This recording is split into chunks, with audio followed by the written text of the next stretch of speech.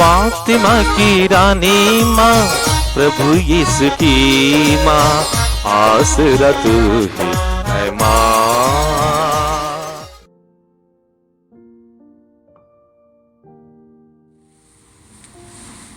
पहला पाठ नबी इसायास का ग्रंथ, अध्याय 6, पद संख्याएं 1 से 8 तक।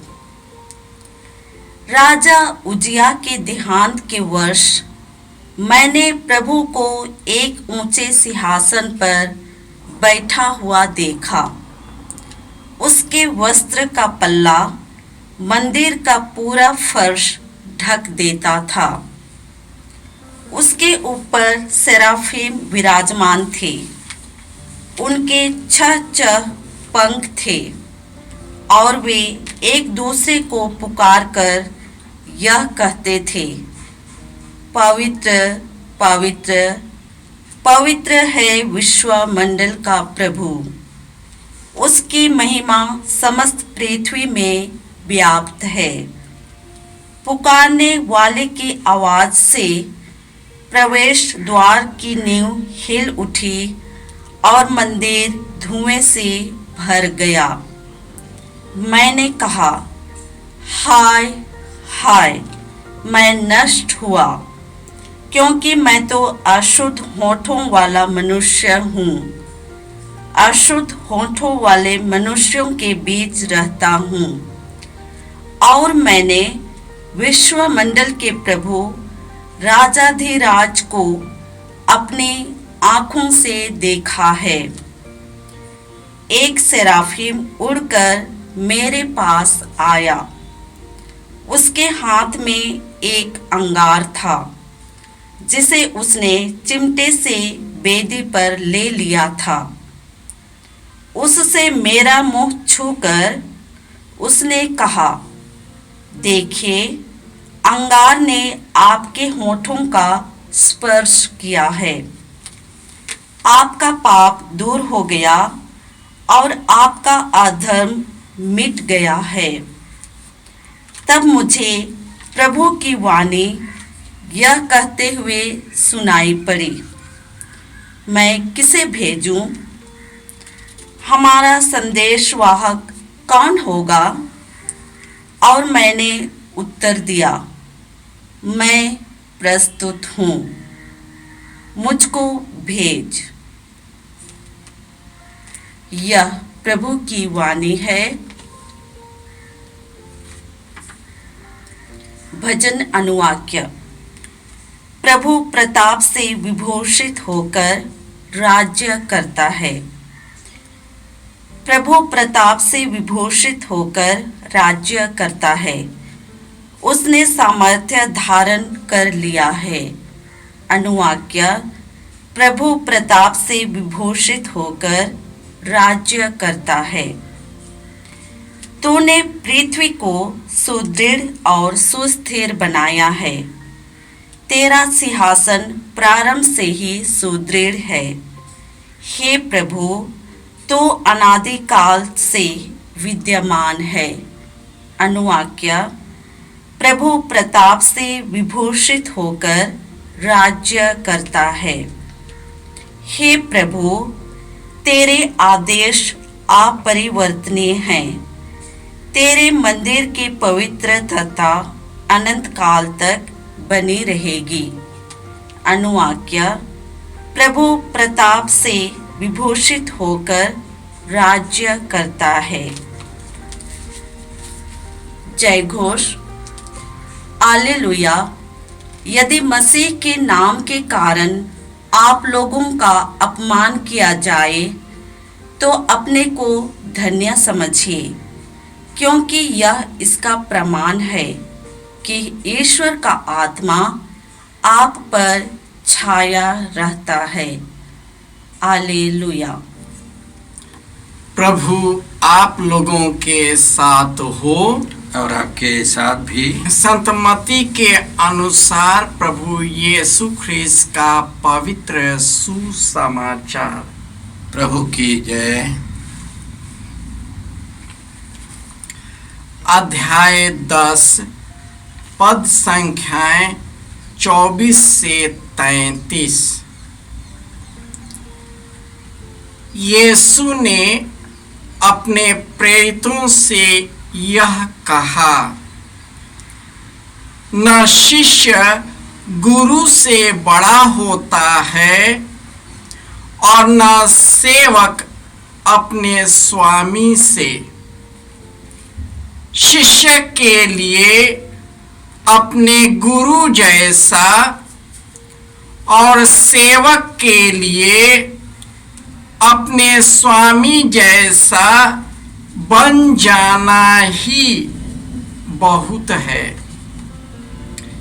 यदि लोगों ने घर के मालिक को बेलज़बूल कहा है तो उसके घर वालों को क्या नहीं कहेंगे। इसलिए उससे नहीं डरो। ऐसा कुछ भी गुप्त नहीं है जो प्रकाश में नहीं लाया जाएगा, और ऐसा कुछ भी छिपा नहीं है जो प्रकट नहीं किया जाएगा। मैं जो कुछ तुमसे अंधेरे में कहता हूं उसे तुम उजाले में सुनाओ। जो तुम्हें फुसफुसाहटों में कहा जाता है उसे तुम पुकार पुकार कर कह दो। उनसे नहीं डरो जो शरीर को मार डालते हैं किंतु आत्मा को नहीं मार सकते, बल्कि उससे डरो जो शरीर और आत्मा दोनों को नरक में सर्वनाश कर सकता है। क्या 1 पैसे में 2 गौरैया नहीं बिकती? फिर भी तुम्हारे पिता के अनजाने में उनमें से एक भी धरती पर नहीं गिरती। हाँ, तुम्हारे सिर का बाल बाल गिना हुआ है, इसलिए नहीं डरो। तुम बहुत तेरी गौरैयों से बढ़कर हो। जो मुझे मनुष्य के सामने स्वीकार करेगा उसे मैं भी अपने स्वर्ग के पिता के सामने स्वीकार करूंगा, और जो मुझे मनुष्य के सामने अस्वीकार करेगा मैं भी अपने स्वर्ग के पिता के सामने अस्वीकार करूंगा। यह प्रभु का सुसमाचार है। ख्रीस्त की जय। ख्रीस्त में प्यारे भाइयों और बहनों, इस दुनिया में हम में से कई लोग अपने कमजोरियों, बुराइयों, कुकर्मों और पापों को छिपाने की कोशिश करते हैं। वे इसे प्रकट नहीं कर पाते हैं और ये अपने कमजोरियों को दूसरों पर मढ़ देते हैं। अपने शक्ति और पैसे के बल पर इसे रोकना चाहते हैं, ढकना चाहते हैं, लेकिन प्रभु यीशु कहते हैं कि ऐसा कुछ भी गुप्त नहीं है जो प्रकाश में नहीं लाया जाएगा, और ऐसा कुछ भी नहीं हुआ है जो प्रकट नहीं किया जाएगा। मैं जो तुमसे अंधेरे में कहता हूं, तुम उसे उजाले में सुनाओ। जो तुम्हें फुसफुसाहटों में कहा जाता है, उसे तुम पुकार पुकार कर कह दो। हम कितना भी अपने गलतियों को ढकने की कोशिश करें, लेकिन वह ढकता नहीं है। हम अपने बच्चों की कमजोरियों को ढकने की कोशिश करें, लेकिन वह ढकता नहीं है। वह हम ही पर विकराल रूप धारण कर हम पर हावी हो जाता है। हम क्रूर हो जाते हैं। हम ईश्वर के मार्ग से भटक जाते हैं। कई प्रकार के बुरी आदतों में फंस जाते हैं। लोगों की अच्छाइयां देखने में असमर्थ हो जाते हैं। प्रभु यीशु अपने समय के अनुरूप जीते थे। वे दुखियों के साथ रहते थे। ईश्वर के वचनों को सुनाया करते थे। स्वर्ग राज्य की मार्ग के बारे में बताते थे। विभिन्न प्रकार के बीमारियों को स्वस्थ कर देते थे। मुर्दों को जिला देते थे। इस तरह वे उनके जीवन में प्रवेश कर उनके जीवन को बदल देते थे। ये बातें शासकों, धर्म नेताओं, राजनेताओं, शास्त्रियों और फरीसियों को अच्छी नहीं लगी। वे उनके हर एक कार्यों में नुक्सा लगाया करते थे और कई प्रकार से उन्हें घेरने की कोशिश करते थे। वे यीशु से डरते थे क्योंकि प्रभु यीशु उनके कमजोरियों को भांप लेते थे। इसलिए उन्हें सर्वनाश करने की कोशिश करते थे।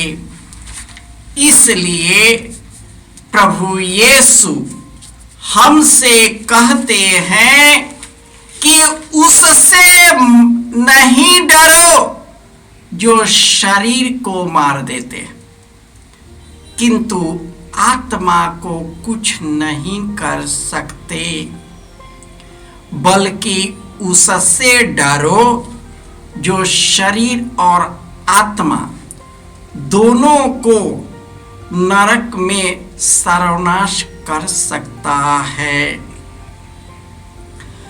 आज हम क्यों डर गए हैं?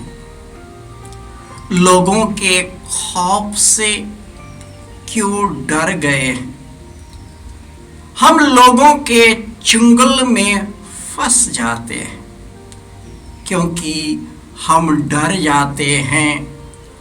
और प्रभु यीशु कहते हैं, क्या एक पैसे में 2 गौरैया नहीं बिकती? फिर भी तुम्हारे पिता के अनजाने में उनमें से एक भी धरती पर नहीं गिरती। हाँ, तुम्हारे सिर का बाल बाल गिना हुआ है, इसलिए नहीं डरो। तुम बहुत तेरी गौरैयों से बढ़कर हो। हम मनुष्य प्रभु ईश्वर के प्रतिरूप बनाए गए, उनके रूप में ढाले गए। उन्होंने अपना आत्मा प्रदान किया है और हमें हर प्रकार के वरदानों से विभूषित कर दिया गया। जब हम ईश्वर से दूर भागते हैं और दुनिया में फंस जाते हैं तो दुनिया की बुराई हम पर हावी हो जाता है और इस प्रकार दुनिया की बुराई का राज्य प्रभु यीशु के राज्य को खंडन करती है। दोनों एक समान नहीं जाते, दोनों एक दूसरे के विपरीत है। इसलिए बुराई अच्छाई पर हावी होता है, अच्छाई बुराई पर। परंतु जो ईश्वर में बना रहता है वह विजयी होता है, वह अनंत जीवन पा लेता है। हम मनुष्य के डर से प्रभु यीशु का साक्ष्य देने में असमर्थ हो गए। हम उनके नाम से ही डरते हैं, उनके साक्ष्य देने से डर गए हैं। आज इस महामारी में हमारा विश्वास भी डगमगा गया है। हम विश्वासी, हम धर्म बंधु, धर्म बहने जो अपने जीवन को समर्पित कर दिए गए हैं, वे भी डर गए। हमारा विश्वास कहाँ है? क्या यह ईश्वर से भी बड़ा है? ईश्वर की शक्ति से भी बड़ा है? क्या हम इस दुनिया में जीने के लिए आया है? क्या यह शरीर नहीं मरेगा? तो आखिर डर क्यों? आखिर डर क्यों? यीशु के नाम से क्यों डर गया है? और यीशु हमसे कहते हैं, जो मनुष्य के सामने मुझे स्वीकार करेगा उसे मैं भी अपने स्वर्ग के पिता के सामने स्वीकार करूंगा, और जो मुझे मनुष्य के सामने अस्वीकार करेगा मैं भी अपने स्वर्गिक पिता के सामने अस्वीकार करूंगा। यह समय पछताने के लिए नहीं है, रोने के लिए नहीं है, डरने के लिए नहीं है, लेकिन हम अपने गलतियों का एहसास करें, उसे स्वीकार करें, उसे पिता ईश्वर प्रभु यीशु के चरणों में समर्पित करें। अपने परिवार और समुदाय में यीशु के नाम पर जो हमारे बीच में उपस्थित रहते हैं उनके नाम से प्रार्थना करें, एक दूसरे से मेल मिलाप करें, हमारा सेवा कार्य बना रहे, परोपकार का कार्य बना रहे, और इस प्रकार हम इसी दुनिया में हम अनुभव करेंगे कि ईश्वर की अनंत सुख हमारे अंदर में है। जो यीशु हमारे साथ रहते हैं, पवित्र आत्मा निरंतर हमारे अंदर कार्यरत रहता है, उसी का एहसास करना है। हमारे जीवन का परिवर्तन होना है, हमारे घर के माहौल का परिवर्तन होना है, हमारी मानसिकता जो बनी है उसमें परिवर्तन होने की जरूरत है। हमारी सामाजिक कुरीतियां जो फैली हुई है उनको तोड़ने की जरूरत है। यह तभी है जब हम विनम्रता पूर्वक स्वीकार करते हैं कि हम कमजोर और पापी हैं। प्रभु यीशु हमें गले लगाएंगे, हमारे पापों को क्षमा करेंगे, हमें स्वस्थ कर देंगे और हम अनंत सुख का अनुभव करेंगे, अनंत जीवन का अनुभव करेंगे। यीशु हमारे जीवन में प्रवेश कर जाएंगे और हमारा जीवन उसमें आनंदित रहेगा।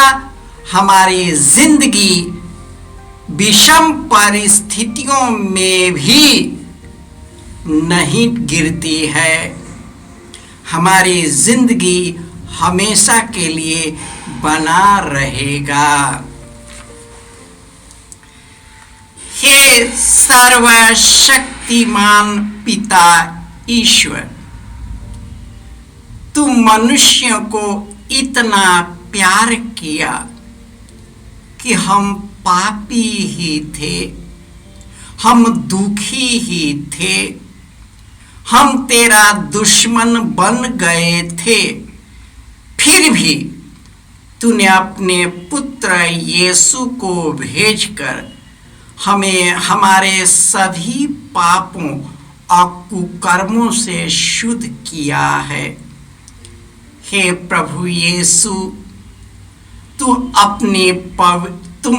तू अपना पवित्र आत्मा हम पर भेज दे ताकि उसी से प्रेरित होकर अपने गलतियों का एहसास करे, उसे तेरे चरणों में समर्पित करे और तेरे गहरे प्रेम का एहसास करे। सर्वशक्तिमान पिता ईश्वर, पिता, पुत्र और पवित्र आत्मा आप लोगों को आशीर्वाद प्रदान करे। जय यीशु। क्रिस्त में प्रिय भाई और बहनों, 13 मई 2020 से हम लोग यहाँ से मीसा के दैनिक पाठ और उन पर छोटा सा मनन चिंतन प्रस्तुत करते आ रहे। आप इस चैनल को सब्सक्राइब करें, लाइक करें, शेयर करें, बेल आइकन दबाकर हमें सूचित करें। यहाँ से जो वीडियो प्रस्तुत की जाएगी वो आपको मिलते रहे। प्रभु आपको 100 गुनी आशीष दी। जय यीशु।